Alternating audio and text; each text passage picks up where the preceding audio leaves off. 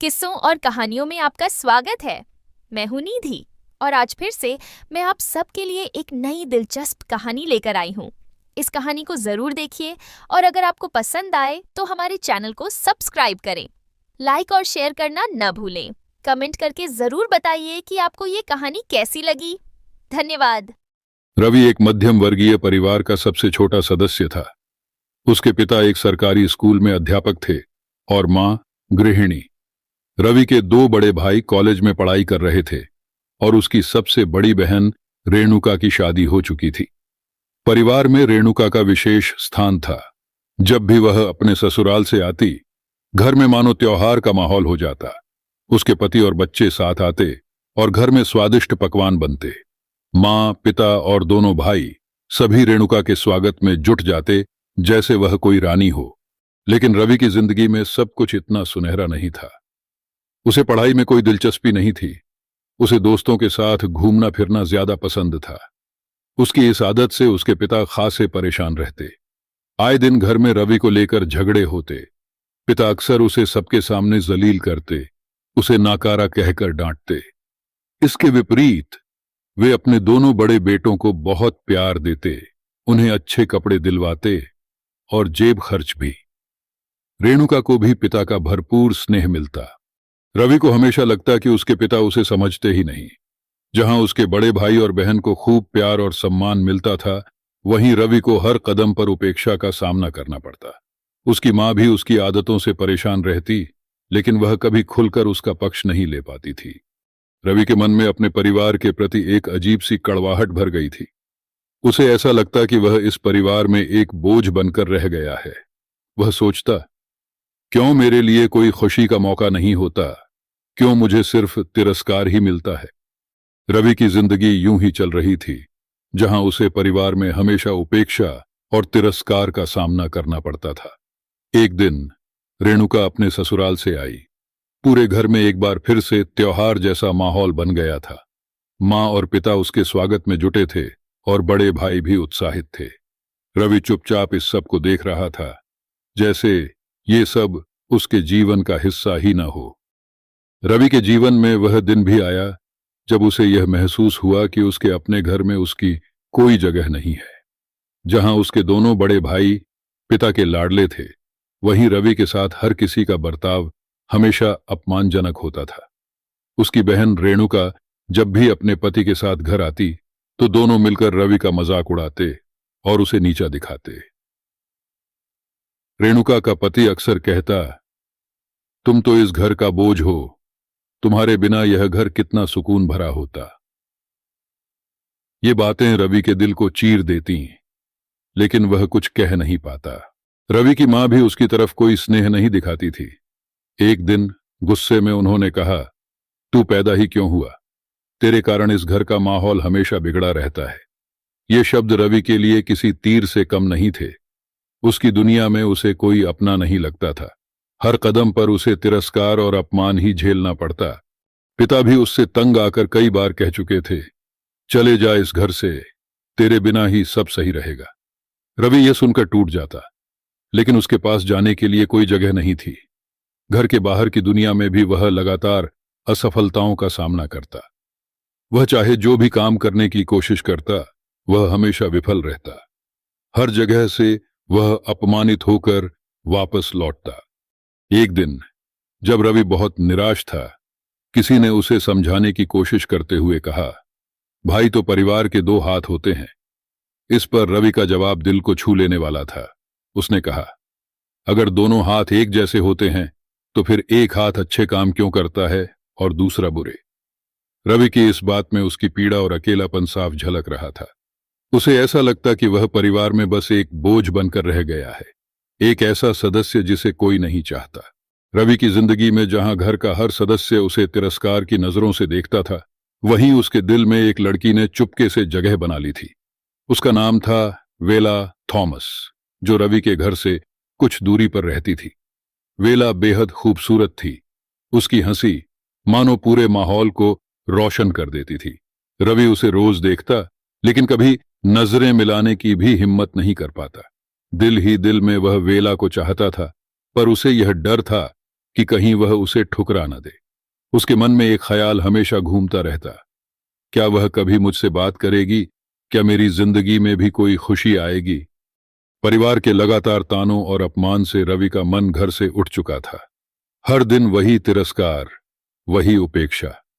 एक दिन उसने ठान लिया कि अब और नहीं सहा जाएगा। अब मुझे इस घर से जाना होगा, चाहे कुछ भी हो जाए, उसने अपने आप से कहा। अगले दिन रवि अपने सबसे करीबी दोस्त के पास गया। वह अपने दोस्त से कहता है, भाई, मुझे अब एक नौकरी चाहिए। मुझे कोई भी काम चलेगा। क्या तू मेरी मदद कर सकता है?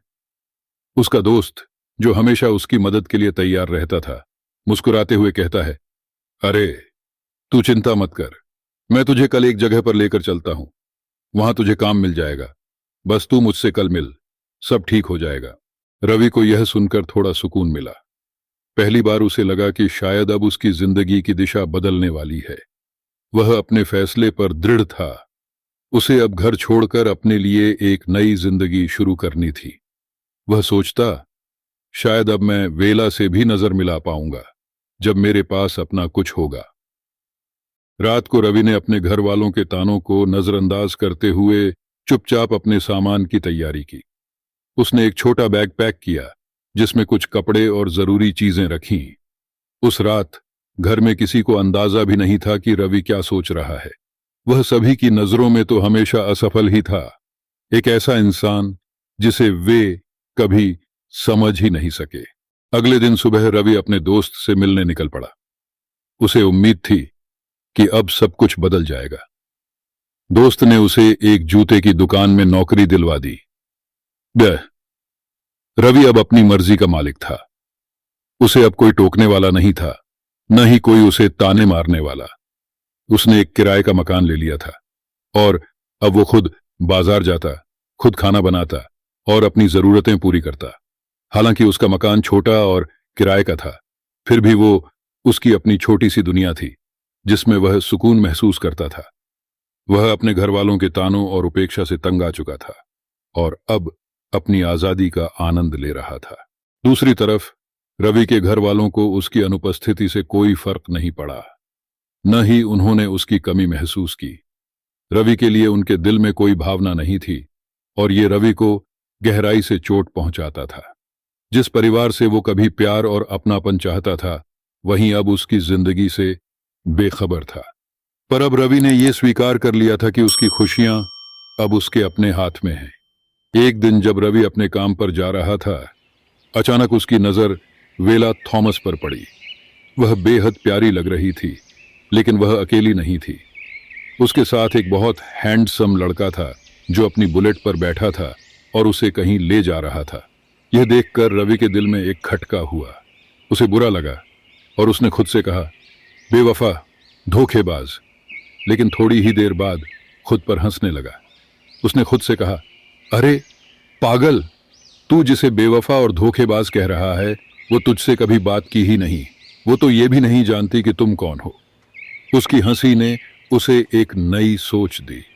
वो अपने रास्ते पर बढ़ गया, यह समझते हुए कि उसकी जिंदगी अब उसकी मर्जी की है और वो दूसरों की परवाह किए बिना अपनी खुशियों की तलाश कर रहा है। रवि अपने काम पर पहुंचा। वह एक दुकान में सेल्समैन की नौकरी करता था। उसे जो सैलरी मिलती थी वह उसके लिए काफी थी। दुकान में कई अन्य लोग भी काम करते थे और रवि सभी के साथ अच्छे रिश्ते बनाए हुए था। वहां के सभी लोग उसे पसंद करते थे क्योंकि वह हमेशा खुश रहता था और काम में मन लगाता था। उसकी मेहनत और सकारात्मक सोच ने उसे एक अच्छी पहचान दिलाई थी। वह ग्राहकों के साथ बात करते हुए हमेशा मुस्कुराता था और उनकी मदद करने में कभी कसर नहीं छोड़ता था। रवि को वहां काम करना अच्छा लगता था। हर दिन नई चुनौतियां और नए ग्राहक उसे मिलते थे, जिससे उसकी दिनचर्या में उत्साह बना रहता था। जैसे जैसे दिन बीतते गए, रवि ने अपने काम में और भी निपुणता हासिल कर ली और उसकी मेहनत की वजह से उसे अपनी नौकरी से संतोष और खुशी मिलती थी। इस तरह रवि के दिन गुजरते रहे और वह अपनी छोटी सी दुनिया में खुश रहने लगा, जहां उसे अपने काम और साथियों का प्यार मिलता था। फिर दुर्गा पूजा का सीजन आया और दुकान में ग्राहकों की भीड़ लगी रहती थी। इतने ग्राहक आते थे कि रवि और उसके साथ काम करने वाले लोगों को खाने तक का वक्त नहीं मिलता था। काम का इतना दबाव था कि सुबह 8 बजे दुकान खोलने के बाद रात के 1 बजे तक दुकान बंद करने का समय आता।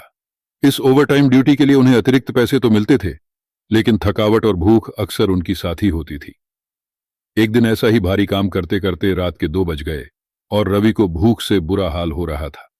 उसने पूरे दिन में सिर्फ एक अंडा रोल खाया था, वो भी लंच के समय, और अब पेट में एक अजीब सी खालीपन महसूस हो रही थी। रात के 2 बज रहे थे, कोई भी दुकान या फिर होटल खुला नहीं था। फिर उससे एक होटल खुला दिखा तो वो चला गया और पूछा, भाई खाने को कुछ मिलेगा? दुकानदार ने कहा, भाई साहब कुछ भी नहीं है, सब कुछ खत्म। रवि ने खुद को संभाला और भूख के बावजूद अपने कमरे की ओर चल दिया, यह सोचते हुए कि कल का दिन शायद बेहतर होगा। रवि होटल से बाहर निकला ही था कि अचानक पीछे से एक हल्की मीठी आवाज आई, सुनिए। वो आवाज किसी लड़की की थी। रवि ने चौंक कर पीछे मुड़कर देखा तो वहां एक बेहद खूबसूरत लड़की खड़ी थी। उसकी ओर देखती हुई वह सोचने लगा, इतनी रात को ये लड़की यहां कैसे? लड़की पतली दुबली थी, उसका कद करीब 5 फुट 8 इंच था और उसने सलवार कमीज पहनी हुई थी जिसमें वह बहुत ही सुंदर लग रही थी। उसके गले और हाथों में कई सारे जेवर भी थे जो हल्की चांदनी में चमक रहे थे। रवि ने संभलते हुए पूछा, जी बोलिए। लड़की रवि के करीब आई और बोली, मुझे आपसे थोड़ी मदद चाहिए। मुझे घर जाना है और यहां कोई गाड़ी नहीं मिल रही। मुझे अकेले बहुत डर लग रहा है। क्या आप मुझे घर तक छोड़ देंगे? मेरा घर यहां से कुछ ही दूरी पर है। रवि ने एक पल के लिए सोचा, फिर कहा, ठीक है, मैं आपको घर छोड़ दूंगा। तभी हल्की हल्की बारिश शुरू हो गई। रवि ने कहा, चलिए मैडम, बारिश भी शुरू हो गई है, इससे पहले कि तेज हो जाए। दोनों चलने लगे और रवि को महसूस हुआ कि पूरे रास्ते में कोई और नहीं था, न आदमी न कोई सवारी। लड़की रवि के बेहद करीब चल रही थी और उसकी खुशबू इतनी प्यारी थी कि रवि को ध्यान भटकाने लगी। कुछ देर बाद लड़की ने अचानक कहा, आपको भूख लगी थी ना? क्या आपको कुछ खाने को मिला? रवि ये सुनकर चौंक गया। उसने हैरानी से पूछा, आपको ये कैसे पता? लेकिन उसकी बात पूरी भी नहीं हुई थी कि लड़की ने मुस्कुराते हुए कहा, मैंने आपको उस होटल से बाहर निकलते देखा था। रवि ने हंसते हुए जवाब दिया, जी हां, भूख तो बहुत लगी है, लेकिन अब इस वक्त कोई होटल खुला नहीं होगा। कोई बात नहीं, मुझे आदत है। रवि ने फिर पूछा, आप इतनी रात को, वो भी अकेले, इस वक्त बाहर क्यों हैं? लड़की ने शांत स्वर में कहा, मैं अक्सर इसी रास्ते से जाती हूं, आज थोड़ी देर हो गई बस। कुछ दूर और चलते चलते एक मोड़ आया। लड़की ने इशारा करते हुए कहा, इस रास्ते से चलिए, मेरा घर यहीं पास में है। मोड़ से आगे बढ़ते ही रास्ते के दोनों तरफ ऊंचे ऊंचे पेड़ थे जो चांदनी रात में हल्की हल्की रोशनी में चमक रहे थे। आसमान में चांदनी फैली हुई थी जिससे पेड़ों और रास्ते का दृश्य साफ साफ दिखाई दे रहा था। रवि और लड़की दोनों बिना कुछ बोले चलते जा रहे थे। रवि मन ही मन इस अजीबोगरीब मुलाकात के बारे में सोच रहा था, लेकिन कुछ कहने से पहले ही वह लड़की की मौजूदगी और उसकी बातों में खोता चला गया। वो दोनों चुपचाप चलते जा रहे थे और अचानक बारिश तेज हो गई। बूंदें अब हल्की फुहार से बदलकर मूसलाधार बारिश में तब्दील हो चुकी थी। जल्द ही हम दोनों पूरी तरह भीग गए और चारों ओर नजर दौड़ाने पर बारिश से बचने के लिए कोई जगह भी नहीं दिख रही थी। रवि ने घबराकर कहा, यहां आसपास कोई जगह नहीं है जहां बारिश से बचा जा सके। लड़की ने बस एक हल्की सी मुस्कान दी, मानो उसे कोई परेशानी नहीं थी। उसकी आंखों में अजीब सी शांति थी जो रवि को और भी असमंजस में डाल रही थी। वह सोच रहा था कि इतनी तेज बारिश और रात के इस समय में ये लड़की कैसे इतनी शांत और बेफिक्र हो सकती है। रास्ते के दोनों ओर ऊंचे ऊंचे पेड़ झूम रहे थे और बारिश की बूंदें उनके पत्तों पर गिरकर सरसराहट की आवाज पैदा कर रही थी। हम दोनों चलते रहे, भीगते रहे और रवि को अब समझ नहीं आ रहा था कि यह सफर कहां जा रहा है। रवि ने अपनी भीगी हुई शर्ट की ओर देखा और फिर लड़की की तरफ। जो बिना किसी चिंता के बारिश में भीगती हुई उसी शांत अंदाज में चल रही थी। उसकी चुप्पी, उसकी मुस्कान और उसके सवाल सब रवि को हैरानी में डाल रहे थे। कुछ देर तक हम वैसे ही चुपचाप चलते रहे। बारिश की तेज बूंदें हमारे ऊपर लगातार गिरती रहीं। फिर अचानक उस लड़की ने चुप्पी तोड़ते हुए कहा, अच्छा, आपके परिवार में कौन कौन है?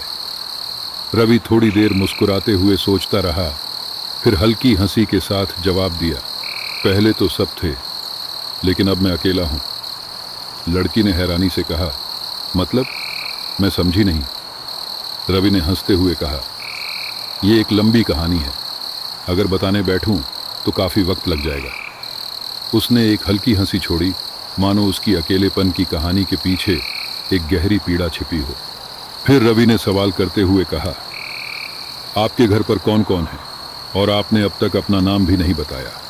रवि ने हल्की मुस्कान के साथ फिर से पूछा, आपका नाम क्या है? लड़की ने जवाब दिया, मेरा नाम महिरा है। मैं रेगिस्तान से आई हूँ। यहाँ मेरे रिश्तेदार रहते हैं। हमारा बहुत बड़ा परिवार है और मैं अक्सर यहाँ आती जाती रहती हूँ। रवि ने महिरा की बात सुनकर कहा, तुम्हारा मतलब राजस्थान है? महिरा ने यह सुनकर हल्की मुस्कान दी, लेकिन कुछ नहीं बोली। फिर अचानक उसने रवि की ओर देखते हुए कहा, तुम अकेले रहते हो, है ना? यह सुनकर रवि को कुछ अजीब सा महसूस हुआ। उसने थोड़ा हैरानी से पूछा, हाँ, मैं अकेले रहता हूं, मगर तुम्हें यह कैसे पता? महिरा ये सुनते ही अचानक जोर जोर से हंसने लगी। उसकी हंसी पूरे सन्नाटे को भंग कर रही थी। हंसते हुए उसने कहा, तुम इंसान भी बहुत जल्दी डर जाते हो। अरे, तुम इतनी रात को खाना ढूंढ रहे थे, इससे क्या साफ पता चलता है कि तुम अकेले रहते हो। रवि ने राहत की सांस लेते हुए हंसकर कहा, ओह अच्छा, तुमने तो मुझे डरा ही दिया था। मैं तो सोचने लगा था कि कहीं तुम कोई भूत वूत तो नहीं हो। दोनों हंसने लगे और उनकी हंसी उस सुनसान और शांत माहौल में गूंजने लगी, मानो सारी थकान और चिंता एक पल में ही हवा हो गई हो। रवि ने चलते चलते पूछा, आपको जाना कहां है? हम लोग काफी देर से चल रहे हैं और यहां तो सिर्फ पेड़ ही पेड़ नजर आ रहे हैं। अब आप ये मत कहिएगा कि आप यहीं रहती हैं। रवि ने मजाकिया अंदाज में हंसते हुए कहा। महिरा भी हल्की मुस्कान के साथ बोली, मैं यहां नहीं रहती, ये तो दूसरे कबीले का इलाका है। मैं तो उस पहाड़ी के पीछे रहती हूं। रवि ने हंसकर कहा, आप अच्छा मजाक कर लेती हैं। महिरा ने ठहर कर रवि की तरफ देखा और गंभीर स्वर में कहा, तुम्हें ऐसा क्यों लगा कि मैं मजाक कर रही हूं? महिरा की यह बात सुनकर रवि के चेहरे से हल्की मुस्कान अचानक गायब हो गई। अब माहौल में एक अजीब सी गंभीरता छा गई थी। रवि को महिरा की बात सुनकर हल्का झटका लगा। उसने उसकी आंखों में झांकते हुए कहा, तुम मजाक कर रही हो, है ना? महिरा की मुस्कान अब और भी गहरी हो गई, मगर इस बार उसमें एक रहस्य छिपा हुआ था। उसने धीरे से कहा, नहीं रवि, मैं मजाक नहीं कर रही हूं। तुमने सही सुना, मैं यहीं रहती हूं। लेकिन इस जगह को इंसान नहीं जानते। ये इलाका मेरे कबीले का है, जिन्नात का कबीला। रवि ने हंसने की कोशिश की, लेकिन उसकी हंसी अटक गई। जिन्नात, ये तुम क्या कह रही हो? उसने घबराते हुए पूछा। महिरा ने अब अपनी नजरें दूर पेड़ों की ओर कर लीं और बोली, तुमने सुना होगा कि जिन्नात इंसानों से दूर रहते हैं, मगर सच ये है कि हम इंसानों के बीच ही रहते हैं। हमारा कबीला बहुत बड़ा है और हम पहाड़ियों, घने जंगलों और सुनसान इलाकों में रहते हैं। हम वो चीज़ें खाते हैं जिन्हें तुम लोग फेंक देते हो। धुएं से बनी हमारी दुनिया, हवा में बसा हमारा घर। रवि को अब अपने पैरों के नीचे जमीन खिसकती महसूस हो रही थी। तुम्हारा मतलब है तुम एक जिन्न हो? उसने घबराते हुए पूछा। महिरा ने उसकी ओर देखा। उसकी आंखों में अब एक गहरी चमक थी। हाँ रवि, मैं एक जिन्न हूं। मेरा परिवार और हमारा कबीला यहाँ सदियों से है। हम इंसानों से दूर ही रहते हैं, मगर कभी कभी हमें तुम लोगों के बीच आना पड़ता है, जैसे आज मैं आई हूं। रवि का दिल तेजी से धड़कने लगा। और बाकी जिन्न, तुम्हारे परिवार में और कौन कौन है? उसने डरते हुए पूछा। महिरा ने आहिस्ता से जवाब दिया, हमारे कबीले में हजारों जिन्न हैं। हर जिन्न की अपनी ताकत होती है। कुछ जिन्न नजर नहीं आते, कुछ इंसानों की तरह दिखते हैं और कुछ इतने डरावने होते हैं कि उन्हें देखकर कोई इंसान जिंदा नहीं बच पाता। हम रात के समय बाहर निकलते हैं, हवा में उड़ते हैं और अपनी दुनिया में रहते हैं। रवि को अब हर तरफ अजीब सी ठंडक महसूस होने लगी। उसने महिरा से पूछा, तो तुम लोग क्या खाते हो, कैसे रहते हो? महिरा ने उसकी ओर देखा और कहा, हमारे खाने में इंसानों का छोड़ा हुआ खाना होता है, धुआं और वो चीजें जिन्हें इंसान कभी नहीं समझ सकते। हम अपने कबीले के साथ रहते हैं, हमारे घर हवा में होते हैं और हम वहां आराम से रहते हैं। मगर अगर हमें इंसानों से खतरा महसूस हो तो हम उन्हें अपने तरीके से सजा देते हैं। अब रवि को समझ में नहीं आ रहा था कि वह किस स्थिति में है। चारों ओर घने पेड़ थे और बारिश की बूंदें अब और भी तेज हो चुकी थीं। महिरा की बातों ने उसे भीतर तक डरा दिया था, मगर अब वह खुद को संभालने की कोशिश कर रहा था। महिरा ने फिर कहा, तुम्हें घबराने की जरूरत नहीं है रवि, तुमने मेरा कोई बुरा नहीं किया है, इसलिए मैं तुम्हें नुकसान नहीं पहुंचाऊंगी। मगर याद रखना, जिन्नात का कबीला हमेशा इंसानों पर नजर रखता है। रवि अब ठंडे पसीने में भीग चुका था और उसके सामने खड़ी महिरा अब सिर्फ एक रहस्यमयी अजनबी नहीं रही थी, वह एक जिन्न थी और उसके पीछे एक पूरा कबीला था। महिरा की बातें सुनकर रवि के चेहरे पर हैरानी और डर साफ झलक रहे थे। उसने धीरे से पूछा, तुम कह रही हो कि तुम मुझे पहले से जानती हो, लेकिन यह कैसे मुमकिन है? हम तो आज पहली बार मिले हैं।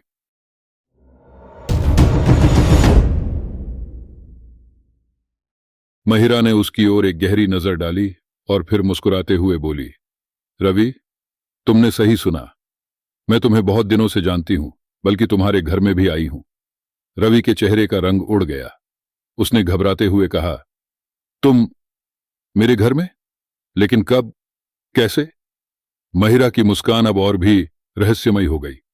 उसने नजरें आसमान की तरफ उठाते हुए कहा, जब किसी घर में पति पत्नी के झगड़े होते हैं, या कोई बहुत दुखी होता है, या जब लोग गंदे शब्द बोलते हैं, बुरे ख्याल रखते हैं, हम जिन्नात वहां पहुंच जाते हैं। हम उन जगहों पर जाते हैं जहां नकारात्मकता और गुस्सा होता है। हमें उन जगहों पर आने की ताकत मिलती है और कभी कभी हम लोगों के शरीर में भी प्रवेश कर लेते हैं, उनकी भावनाओं और उनके ख्यालों को महसूस करते हैं। रवि अब और भी हैरान था। उसने महिरा से पूछा, क्या तुम मेरे घर भी आई थी? महिरा ने हल्का सा सिर हिलाया और कहा, तुम्हारे घर में जब तुम्हारे माता पिता तुमसे नाराज होते थे, जब तुम पर गुस्सा किया जाता था, या जब तुम्हारे मन में दर्द और उदासी थी, तब हम तुम्हारे घर के आसपास होते थे। हम जिन्नात को इंसानों की दुख और गुस्से की ऊर्जा खींचती है। जब तुम्हें अपने परिवार से ताने सुनने पड़ते थे, तब भी मैं तुम्हारे पास थी।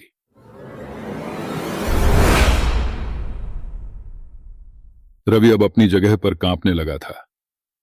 तो तुम मेरे हर दुख को महसूस कर रही थी? महिरा ने उसकी ओर गंभीरता से देखते हुए कहा, हां रवि, जब कोई इंसान अकेला होता है, मायूस होता है या गुस्से में बुरा बोलता है, हम जिन्नात वहां पहुंच जाते हैं। ये हमारी फितरत है। हम उस नकारात्मकता से अपनी ताकत बढ़ाते हैं।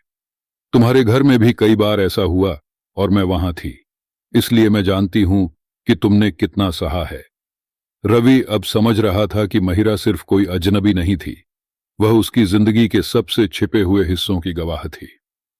उसे महसूस हुआ कि महिरा के साथ वह जितना भी समय बिता रहा था, वह शायद उसकी जिंदगी के एक नए और अनदेखे पहलू का हिस्सा बन चुका था, जो इंसानी समझ से परे था।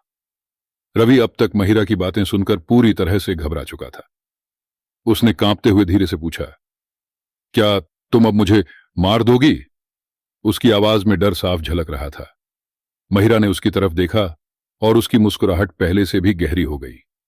उसने कहा, अगर मैं तुम्हें मारना चाहती तो अब तक तुम्हारी जान जा चुकी होती रवि, लेकिन नहीं, मैं तुम्हें मारने नहीं आई हूं। रवि थोड़ा राहत महसूस करता हुआ बोला, तो फिर क्यों हो यहां? क्या तुम सिर्फ मुझे डराने आई हो? महिरा ने उसकी बात को नजरअंदाज करते हुए कहा, तुम्हें याद है एक बार जब तुमने सड़क किनारे एक बूढ़े आदमी की मदद की थी जिसने तुमसे सिर्फ एक गिलास पानी मांगा था। रवि ने सिर हिलाकर हामी भरी। महिरा ने आगे कहा, वो बूढ़ा आदमी कोई साधारण इंसान नहीं था, वो हमारे कबीले का एक जिन्न था। उस वक्त तुमने उसे अनजाने में मदद की थी और उस मदद का असर हम जिन्हों पर गहरा पड़ा। जिन्न हमेशा याद रखते हैं कि कौन उनके लिए क्या करता है। उस दिन तुम्हारी उस छोटी सी मदद ने हमारे कुछ जिन्हों को ताकत दी थी, इसीलिए हम तुम्हें नुकसान नहीं पहुंचाते। रवि ने हैरानी से पूछा, तुम्हारे कबीले का जिन्न? तुम जिन्न भी अलग अलग होते हो? महिरा ने गंभीरता से सिर हिलाते हुए कहा, हां रवि, जैसे इंसान अलग अलग धर्मों, जातियों और शक्तियों में बंटे होते हैं, वैसे ही जिन्न भी होते हैं। कुछ जिन्न बहुत ताकतवर होते हैं और कुछ कमजोर। कुछ जिन्न अच्छाई की तरफ होते हैं तो कुछ बुराई की तरफ। और हां, जिन्हों के बीच भी गुलामी का रिवाज है। ताकतवर जिन्न कमजोर जिन्हों को गुलाम बनाते हैं और वो गुलाम जिन्न उनकी हर आज्ञा का पालन करते हैं। रवि चौंक कर बोला, गुलाम जिन्न? मतलब तुम्हारे बीच भी दास्ता होती है? महिरा ने जवाब दिया, हां, हम जिन्हों के बीच भी ऐसा होता है। जिन्हों के कई कबीलों में शक्तियों का आदान प्रदान और वर्चस्व की लड़ाई चलती रहती है। कुछ जिन्न इतने ताकतवर होते हैं कि वे अपने कबीले के दूसरे जिन्हों को अपने अधीन कर लेते हैं, और हमारे कुछ कबीले इतने ताकतवर हैं कि इंसान कभी उनकी असली ताकत का अंदाजा भी नहीं लगा सकते। रवि अब और भी ज्यादा घबराने लगा। तो क्या तुम मुझे इसलिए देख सकती हो क्योंकि तुम चाहती हो? महिरा ने कहा, बिल्कुल सही। हमारे बीच के जिन्हों को कोई तब तक नहीं देख सकता जब तक हम खुद न चाहें। हम चाहें तो हम अपनी मर्जी से सामने आते हैं। रवि ने उससे रोकते हुए और सवाल किए कहा, तुम तो जैसे इंसानों जैसी बात करती हो, लेकिन तुम जिन्न हो। तुम्हारे बीच भी अच्छे और बुरे होते हैं? महिरा ने आखिरी बार हल्की मुस्कान के साथ कहा, जैसे इंसानों में अच्छे और बुरे लोग होते हैं, वैसे ही हमारे बीच भी अच्छे और बुरे जिन्न होते हैं। कुछ जिन्न इंसानों की मदद करते हैं, जबकि कुछ उनका इस्तेमाल करते हैं। मैं तुम्हारे सामने इसलिए हूं क्योंकि मैं उन जिन्हों में से हूं जो इंसानों के साथ बुराई नहीं करते, लेकिन हम सब ऐसे नहीं होते। इसलिए रवि, तुम्हारे साथ होने का मतलब ये नहीं कि तुम हमेशा सुरक्षित हो। महिरा की बातें सुनकर रवि अंदर तक हिल गया था। वह अब पूरी तरह से उलझन और डर के जाल में फंस चुका था। उसे समझ नहीं आ रहा था कि वह महिरा पर विश्वास करे या नहीं। तभी अचानक महिरा की आंखों में एक अजीब सी चमक आई और उसने कहा, अब तुम्हें और दूर जाने की जरूरत नहीं है रवि, तुम यहां से वापस लौट सकते हो। रवि ने घबराते हुए पूछा, लेकिन तुम अब क्या करोगी और तुम्हारे बाकी जिन्न? महिरा ने उसकी ओर शांत स्वर में कहा, मैं यहां से चली जाऊंगी। हमारा काम इंसानों की दुनिया में बार बार आना नहीं होता, लेकिन अगर तुम हमारे कबीले की तरफ और कदम बढ़ाओगे तो तुम्हारी सुरक्षा की गारंटी नहीं रहेगी। रवि का दिल तेजी से धड़कने लगा, लेकिन उसने थोड़ी हिम्मत जुटाते हुए पूछा, क्या तुम्हारे जिन्न कबीले के बाकी सदस्य भी मुझे देख सकते हैं? महिरा ने धीरे से सिर हिलाया और कहा, अभी नहीं, क्योंकि तुमने एक बार हमारे कबीले के जिन्न की मदद की थी, इसलिए मैं तुम्हारी रक्षा कर रही हूं। लेकिन याद रखना, अगर तुमने हमारी दुनिया के नियमों का उल्लंघन किया तो हमारे कबीले के अन्य जिन्न तुम्हें माफ नहीं करेंगे। रवि अब पूरी तरह से यह समझ चुका था कि वह एक बहुत बड़ी मुसीबत में फंसा हुआ था। उसने महिरा से कहा, मैं तुम्हारे कबीले का सम्मान करता हूं, लेकिन मुझे अब वापस जाना होगा। महिरा ने एक आखिरी बार रवि की तरफ देखा और कहा, जाओ रवि, लेकिन हमेशा याद रखना, जिन्नात इंसानों के आसपास ही होते हैं, चाहे तुम उन्हें देख पाओ या नहीं। और हां, अपने घर में शांति बनाए रखो, क्योंकि जहां नकारात्मकता होती है वहां हम पहुंच जाते हैं। उसके बाद महिरा ने उसे एक पोटली दी जिसमें बहुत सारे सोने के सिक्के थे। महिरा ने रवि से कहा, इसके बारे में किसी से कुछ नहीं बोलना। ये सिक्के तुम्हारा इनाम है हमारे कबीले की तरफ से। तुमने उस दिन जिस बुरे व्यक्ति को पानी पिलाया था वो हमारे कबीले के सरदार थे और मैं उनकी बेटी हूं। रवि ने महिरा को धन्यवाद कहा और तुरंत पीछे मुड़कर जंगल के उस रास्ते पर चलने लगा जहां से वह आया था। उसके दिल में डर और उलझन का तूफान मचा हुआ था, लेकिन एक चीज वह साफ समझ गया था, जिन्हों की दुनिया और इंसानों की दुनिया के बीच बहुत बारीक और खतरनाक रेखा थी। उसने तय कर लिया कि वह अब और खतरे में नहीं पड़ना चाहता। जैसे ही रवि वापस अपने घर की ओर बढ़ा, उसकी आंखों में वह दृश्य बार बार घूमने लगा जब महिरा ने उसे बताया था कि वह उसके घर पहले भी आ चुकी है। उसे अपनी जिंदगी के हर उस लम्हे की याद आ रही थी जब उसने अकेलापन महसूस किया था, जब उसके परिवार ने उसे तिरस्कृत किया था और जब वह खुद को बेबस समझता था। महिरा ने कहा था कि जिन्न नकारात्मक ऊर्जा से ताकतवर होते हैं, और अब रवि को एहसास हो रहा था कि शायद उसके घर के सारे झगड़े और दुख जिन्हों की वजह से ही थे। महिरा की बातें और उसकी मौजूदगी ने रवि की सोच को पूरी तरह से बदल दिया था। वह जानता था कि अब उसे अपने परिवार के साथ रिश्तों में सुधार करना होगा। उसे समझ आ गया था कि अगर वह अपने परिवार के साथ शांति और प्रेम से रहेगा तो शायद जिन्नात की ताकतों से वह खुद को और अपने परिवार को बचा सकेगा। रवि के दिल में एक नई रोशनी जल चुकी थी। वह अपने घर लौटते समय यही सोच रहा था कि अब वह अपने जीवन में बदलाव लाएगा। जिन्हों के इस रहस्य ने उसे अपनी जिंदगी के मायने समझा दिए थे, और अब वह उस डर और नकारात्मकता से लड़ने का फैसला कर चुका था जो शायद उसे बरसों से जकड़े हुए थी। If you enjoyed my story, please subscribe to my channel for more exciting tales. Don't forget to like and share the video. Thank you for your support.